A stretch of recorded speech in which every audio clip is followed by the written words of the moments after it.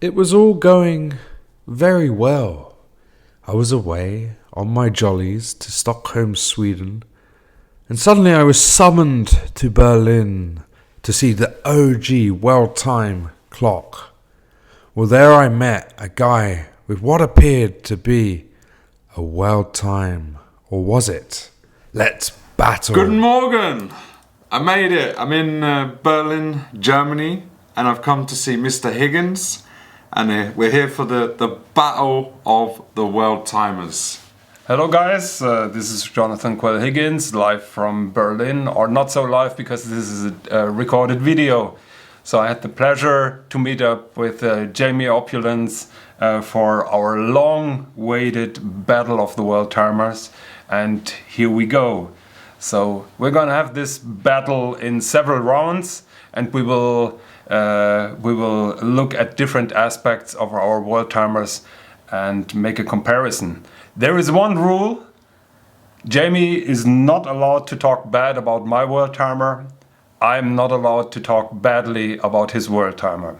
So let's go. It's Patek Philippe 5231J, J being jaune, yellow gold, and of course it has the Cloisonné enamel dial, which is truly spectacular.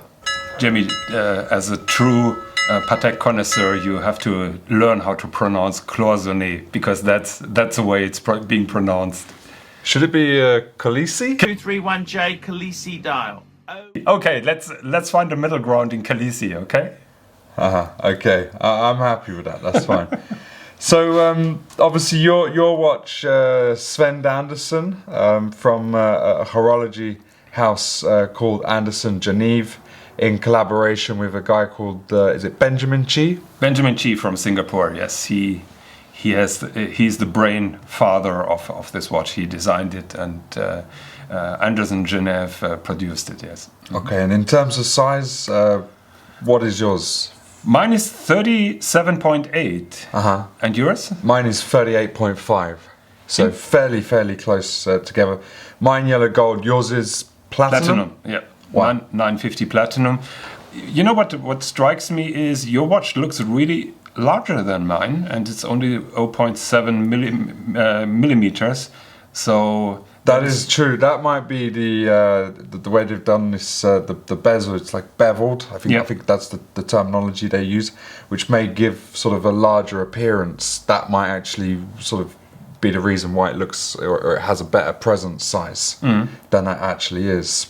But I would say my watch doesn't look undersized when being worn on the wrist. I think we are gonna make wrist shots. Do you also want to put it on your wrist, just for a comparison? Yeah, let's have a look. I've not actually put yours on. Let's have a. You should do that. Yeah, it's very sleek. It feels discreet. It feels discreet. The presence is decent. I mean, it's big size, but it does feel somewhat discreet compared to the Patek. I think both watch or case designs are dominated by those lugs. So yours have the classical Patek Philippe lugs. My watch has those eagle wings lugs, or some people call it differently, but I prefer eagle wings. And I think that is a signature thing on both watches. Would you agree on that? Yeah. I was looking yesterday at the lugs on this. It reminds me sort of, I would say, some sort of leaf or a flower of some sort. It's very unique. We'll get a really good close up of that. I've not seen anything like this. It's gorgeous. What is also special is that the surface of those lugs is really concave, so it's shaped out, and it must be really difficult to make those. And I guess in terms of the depth, it's pretty much the same, more or less. Yeah, I would agree on that. I've often heard mention, especially with the Patek, the hour hand, the glass. I've never noticed it. Like I've been using this watch well over a year now, and I've never been conscious of it being an issue in any case. I mean, I actually think that the idea behind it is so that I can see through the hand and actually get to what is the crown jewel in this watch, the Cloisonné, the Khaleesi. You want to see as much of the earth as possible, and if you had a nice big hand, you're going to be cutting off some of that. But what's your thoughts, Jonathan? You know, I'm breaking now rule number 1 because I'm not allowed to talk negatively about your watch. I'm personally not so what you said about the functional aspect of those hands, so that you try to cover as little as possible from those beautiful Cloisonné Dials, that makes total sense. It is just I don't like that. It looks like a magnifying glass for old people. That is what I associate with, and I know that that my problem is also with the side rack, the fat guy with the t-shirt. Once you have those images in your head, you can't get over them. But that is me, and it's not my watch.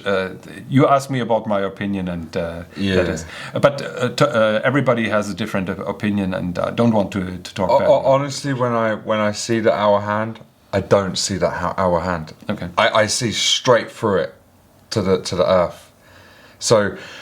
Yeah, it does its job. It tells me which hour of the day we're at, but I just don't see it. I see straight through it, and it makes sense. No issue whatsoever for me. Yeah, what I like are those pierced out hands here, which follow the same concept, not to cover too much of the beautiful dial. So I think both manufacturers took care of that aspect. What is the material on your hands? If I know correctly, that is white gold. And yeah. Wow, that's interesting. I know that it's powdered with white gold. Yeah. Additionally. That's so cool. All right, let's get to the main detail, the actual Cloisonné enamel. Cloisonné. Yeah. Khaleesi. Yeah. What do you or don't you like about mine? Tell me. Let's go there. Well, we have our golden rules. Okay, we exchange watches. Our rules are for breaking. He's so I'm German. He's German. He's come with all these rules. Yeah. We Germans never break rules. The never speed too much and all this stuff. So what I really like about your dial are certainly the colors. It's very colorful, very vibrant, very lively. A very positive mood, just like you are. So I'm a little bit more dull and and just shadowed. No, I'm just kidding. So yeah, what I really like is are the multiple colors, particularly on those continents. Those make sense, and those are beautiful. What I also like is the full overview. I think that is called the Atlantic dial or something like that. Yeah. So look, you've got the Americas. And then, of course, you've got the Europe and closing in on Russia, and of course, in the middle, you've got the Atlantic Ocean. And so, I just wonder where's the Pontiff? The Pontiff, he didn't make the cut. 5231G, which is the current model from Patek, does have Oceania. So, if you'd want Pontiff on your dial, you'd need to go for that model. But then you won't have Europe on. Yeah, and just me being, European, my perspective looking at the globe as a kid has always been to see where I am and really the Americas. But you can't have it all, right? And it seems that on your watch they've made an attempt to squeeze quite a bit in. And yeah, you've got Europe, you've got Africa. You've got all of Eurasia, Russia, China, Australia. I mean, yeah, there's a lot going on. I looked yesterday at your watch with the loop, and the bit in particular that I really liked is the ocean, the darkness. Like when you get to the south, I think that's the Pacific Ocean. Yeah. When you get the loop and really get into that ocean with the loop, it's deep blue. But just coming back to mine. I've always been impressed, like with the vividness. I feel the colours are very vivid. Yep. Actually, I told you yesterday, we were talking about the oceans, and your ocean here is very uniform, but very vibrant as well. And I told you I'm starting about having second thoughts if the decision to have those deep parts of the oceans really dark was the right decision, because I like the lovely color of your ocean and the uniformly blue tone. And what really strikes me is that different makers of those dials have different shades of blue. It is blue, but it's a total different shade of blue. I would say yours is a little bit more on the. It has more yellow, in my opinion. The blue, while my blue is a little bit more inky. Would you agree on that? Yeah. Yours is definitely much darker, and not just the blue, but all of the colours, the greens, the yellows. I mean, and one watch from the same manufacturer. So the same watch that Jonathan has here. The other 5 or 6 pieces that have come out from this Andersen Geneve are all going to be very different. Like the color scheme is never going to be exactly the same, and even as close as getting into the actual cloisonné, the prisms where they're building, the countries, they're all going to be slightly different, and that's what's so beautiful about this being the art of horology. But within the art of horology, we have art within the piece, being the enameling, the cloisonné. It's incredible. It's unique. Yes, it's true craftsmanship. Yes. So I've heard some comments. People were saying I deliberately closed out America. Has nothing to do with how I feel about America. Actually, I love America. The objective for my dial was I wanted 3 spaces on the dial, and that is Hamburg, that is Hong Kong, and that is the beautiful island of Bora Bora, and all are here on that dial. If we would have incorporated the United States or the South and North America, it would have been too focused out, and the details would have been then lost. Yeah, and that's very unique. The fact that you've been able to really personalize this watch and make it your watch, truly your watch. So you've gone with certain locations on the city ring, which obviously have deep meaning to you. Perhaps where you got married, perhaps where you've had an amazing holiday. In my case, I would have perhaps put where my wife grew up, Baghdad, where we had a baby, Malaga, where we grew up, together, where we got married. I mean, the possibilities are endless. And whilst we're looking at the city ring, I just want to say Aventurine, like whoever the designer was within Sven Andersen or Andersen Geneve, whoever it was that decided, it's incredible. That is Benjamin Chee's decision. Benjamin Chee, yeah. Benjamin Chee wanted that Aventurine. I just imagine sitting at the traffic light, nice sunny day, and just glancing at the wrist and sort of seeing what the time is, and the sparkle from the Aventurine just coming back and hitting you in the eye. Not just the sparkle, but also the dial. You're going to get different variations of color reflections. We're trying to do the sparkle here on video. Maybe you're able to see it, or maybe not. Yeah. There's only one thing that I didn't. We've been nice. There's only one thing that I don't like. Everything else I love. Platinum. Everything's beautiful. There's only one thing. The hour ring. I would just do what Patek have done, which is, you can clearly define or make a distinction between what are the daylight hours and what are the nighttime hours. So on my one, from 7 a.m. till 6 p.m., it's in a lighter coloured, lighter shade of colour. And then the night time is 7 p.m. till 6 a.m. It's a darker colour. So just looking at yours, it's all one. Yeah, it's all one colour. But that's just a minor knowing what I know and having had that watch. And I agree with you. I think I'm not Benjamin Chee's spokesman. I think he tried to make his own world time, and I think he tried hard to counter the arguments that he was just copying Patek Philippe. Yeah. So I think that is the main reason, because it's not rocket science to divide those hour rings into 2 different. But one thing that you did manage to achieve by having that colour is you've matched it with the strap. Yes. Shots fired. Hit the deck. We matched it. Now another controversy. Yes, the strap, which is cursing. What have you got to say about the strap? Actually, nothing. I like it. What is your opinion?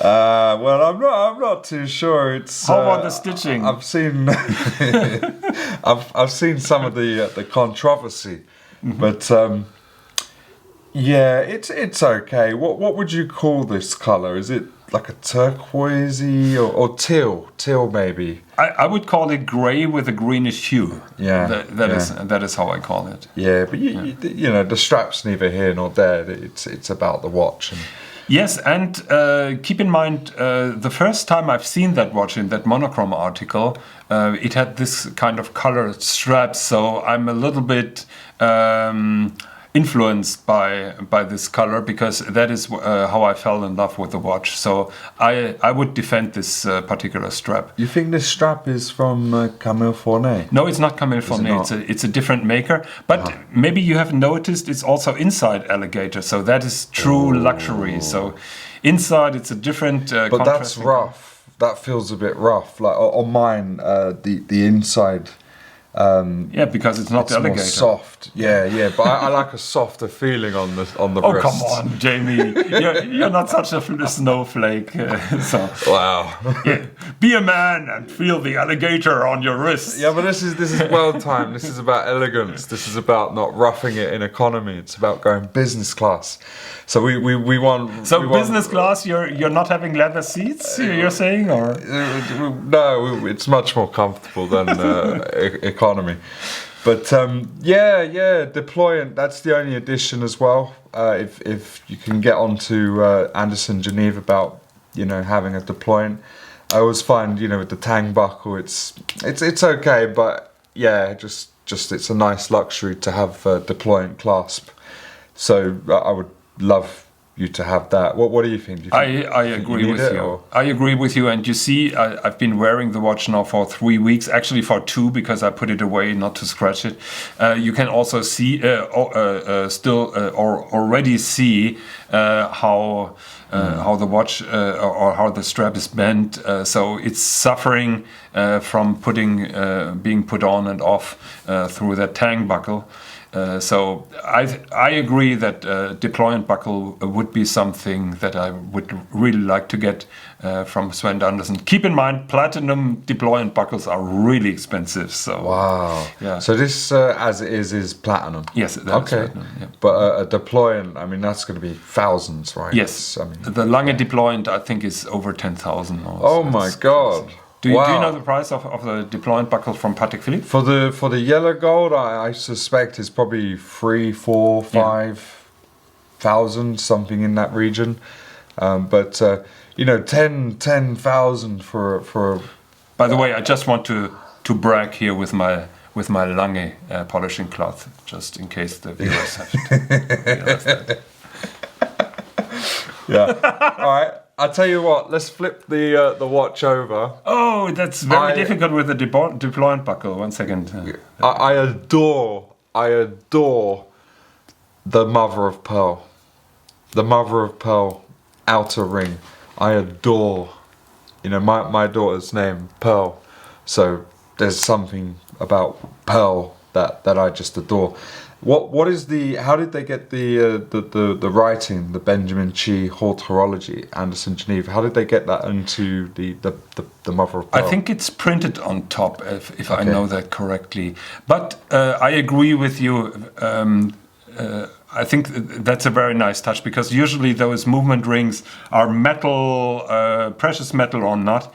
And it's just such a beautiful romantic idea by Benjamin Chee to make that in mother of pearl. That just gives... You were talking about having an extra level of luxury, and I think that is an extra level of luxury, that mother of pearl movement ring. Yeah. And you love your...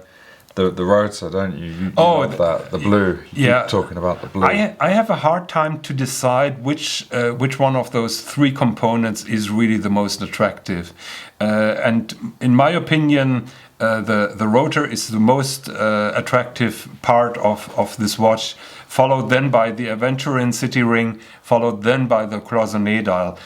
We started with a special thing about the Cloisonné dial, but in my opinion, the star of the show or of the watch is really that beautiful solid gold blue gold rotor, which is just hypnotizing. Do you think? I'm going to choose the Aventurine as the bit I like the most. You don't like the rotor? I love the rotor, but if I have to choose one of what is going to be the star, it's the Aventurine. I love it. I love it. I love it. Yeah, I would do Aventurine and then the Pearl and then the rotor. Yeah, there are so many nice aspects, and I've said it before. Ben really tried to make something super luxury, and I disagree with you. Of the inside alligator, I think that's really cool, and that is true luxury when you have the alligator leather inside, and that is just a topic throughout the watch. Then it falls short a little bit on the deployment or the lack of the deployment buckle. But there's hope. There's hope with some persuasion. Sven Andersen would be willing, and it makes complete sense because a lot of these buyers that are going to be buying these watches from Sven, they're going to be used to wearing watches that are on deployment, and of course it's an additional revenue stream for him. So I think also people tend to go more and more to deployment buckle, but there is a downside with deployment buckle. I show you my travel case, which I'm using here, and you will have a hard time to put your watch on the deployment buckle here inside, so it's a little bit finicky. So you have to have a larger volume if you're really using that pouch. This pouch carries 2 watches, but you have to have a tang buckle. Yeah, but that's just it's not an issue with the watch. That's an issue with the case. It's an additional aspect. There's nothing wrong with the watch. No. It's your travel case that needs to go. Oh, okay. Because I have a travel case which is not to hand, where I can actually close the deployment clasp and place the watch within the travel case, and it's absolutely no issue. So that's a moot point. Nil point. Okay. Nil point.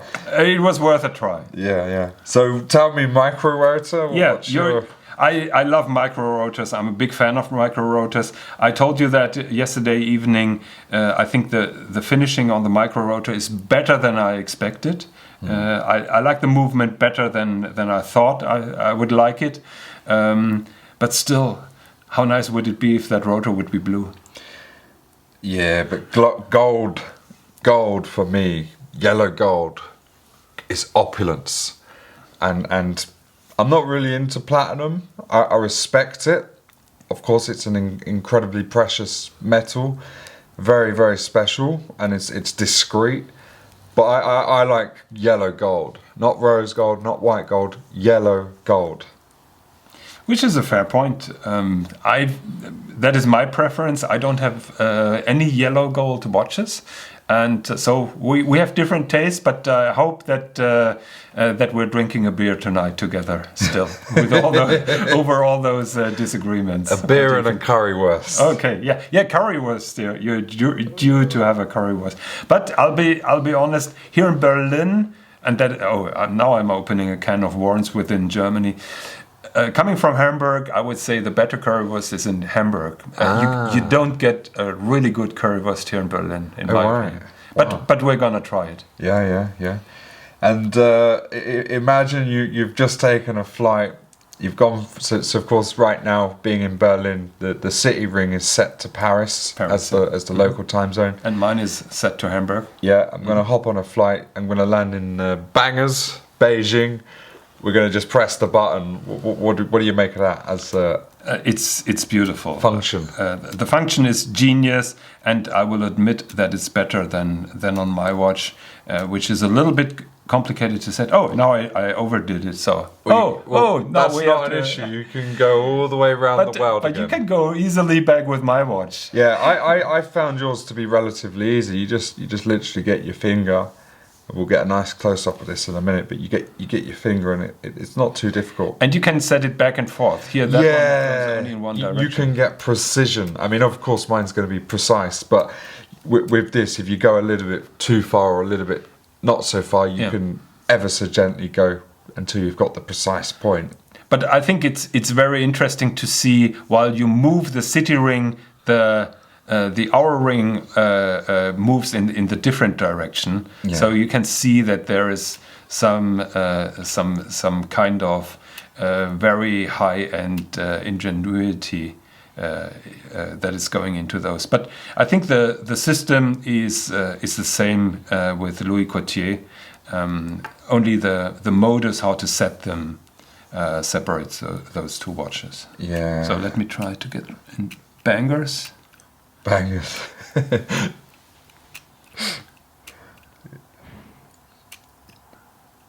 You know, I adore the World. Oh, I overdid it. So that is the angle. Got here. again. Oh, You're okay. aiming for Beijing. Yeah, He's got something going on with Beijing. Yeah, I'm going to receive a letter of complaint now by Thierry Sterner. Yeah. I love this, the whole concept of what is world time. Yeah. You know, the ability just to literally glance. So it's 6 p.m. in Beijing.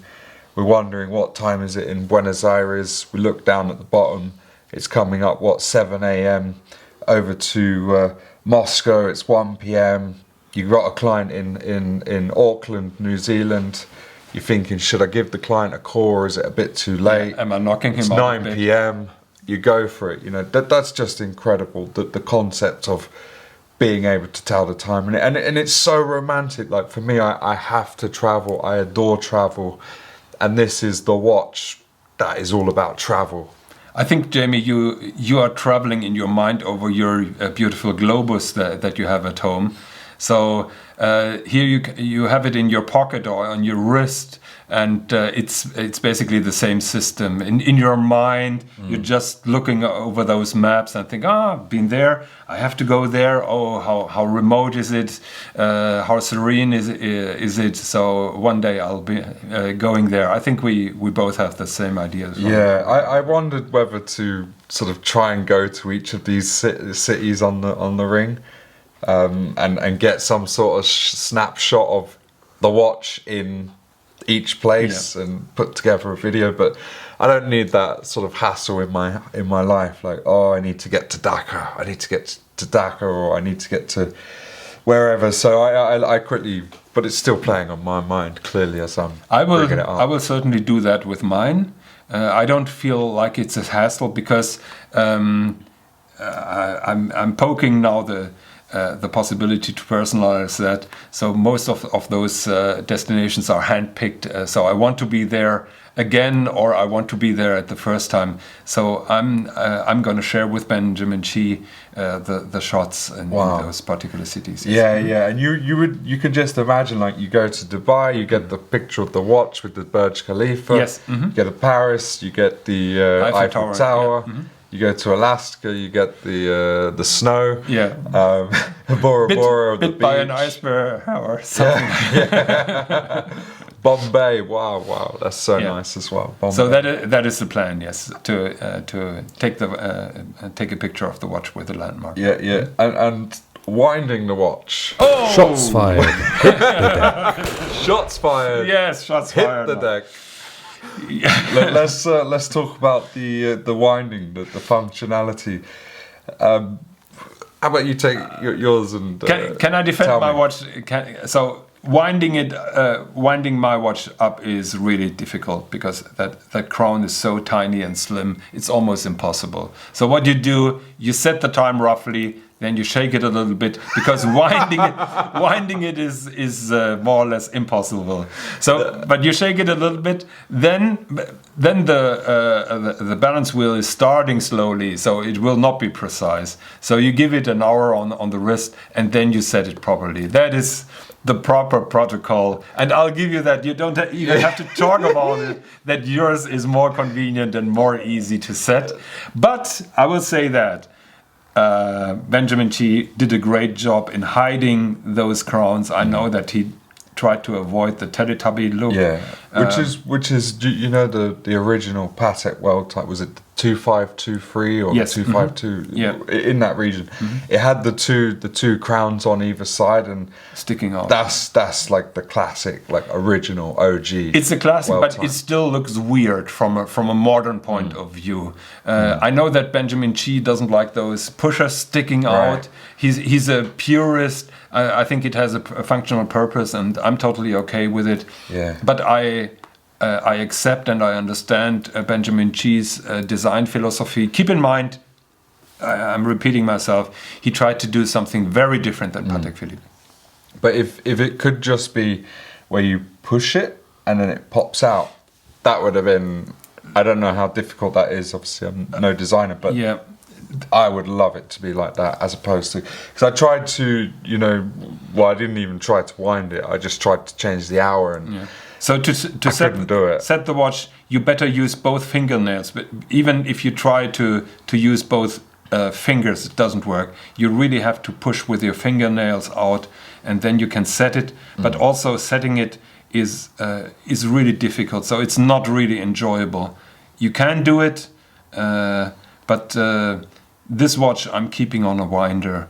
What is the power reserve? How long? I haven't tested it. I think it's around 40 hours. 40, yeah. So if you wear it most sort of days and then put it down in the evening and pick it up in the morning, it's still Should going to be be okay, still going to be fine. Yeah, and if I'm not wearing it, then I'm putting it on the winder. But worst case scenario, if you didn't have it on a winder, I would just put it on the wrist, go for a walk for 10 minutes. It's going to start moving, and then set the time, and then you're good to go. It will just wind throughout the day. So here is the clear practical advantage for Patek Philippe. Visually, design-wise, we can argue all day long which solution is the prettier one. What I like about the Benjamin Chee watch is he has those kind of weird shapes. Look how the bezel overhangs here. Okay. So it has a notch, which is then repeated in this pattern here. This edge overhangs on the center of the lugs.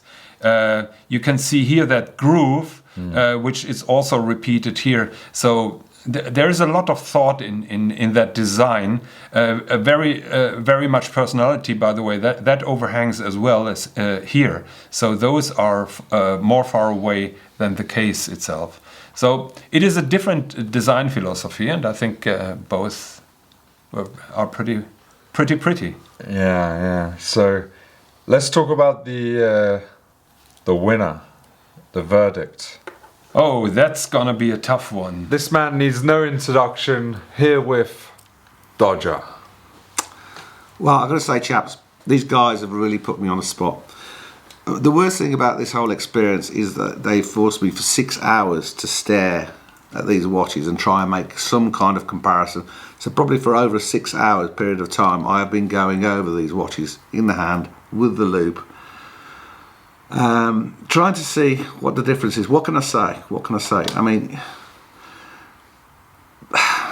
it is so difficult to make any kind of comparison. I mean, certainly there is more crammed into Jonathan's watch in terms of continents, and it's a handmade. Jonathan's watch is made for him. It's a piece unique. I mean, I can say the finish standard from both of these makers is exceptional. You really wouldn't want to sort of pick at nits between who's got the quality of finish of these movements. This is probably the only way I could pick them apart. Is outstanding, simply outstanding.